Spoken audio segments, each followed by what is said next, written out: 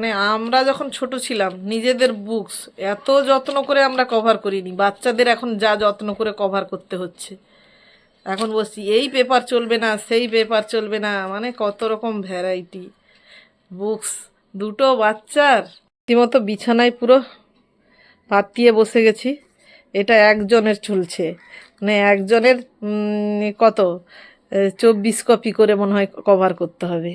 আরেকজনের সেট এখনও বের করানো হয়নি, একজনেরটা আলাদা করে রেখে দিয়েছি, বের করানো হয়নি।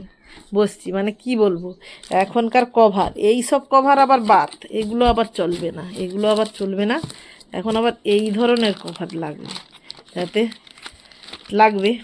আর আমাদের সময় আমরা কোথায় ক্যালেন্ডার, ক্যালেন্ডার দিয়ে কভার করে যেতাম, খবরের কাগজ, শাড়ি আসতো, তার যে একটা পলিথিন থাকতো। এখন আবার এইসব স্পেশাল করে পলিথিনটা কিনতে পাওয়া যাচ্ছে কভার, কিন্তু আমরা সেই মায়েদের সেই শাড়ির ভেতরের যে পেপারগুলো থাকে সেইগুলো দিয়ে আমরা কভার করতাম।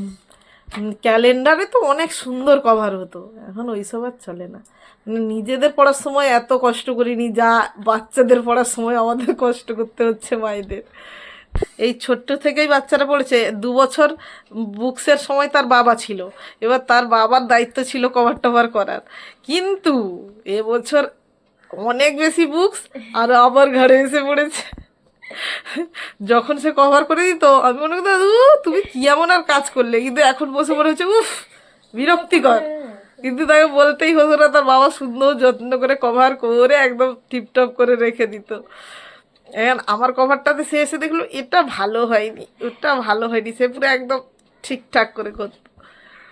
কিন্তু সেই যখন কেউ করে দেয় তখন তার মর্ম বোঝা যায় না, যখন নিজে করতে আসা হয় তখন বোঝা যায় ঠিক কেমন লাগে। এত কভার করার চক্করে যে আমি খাওয়াই ভুলে যাচ্ছি।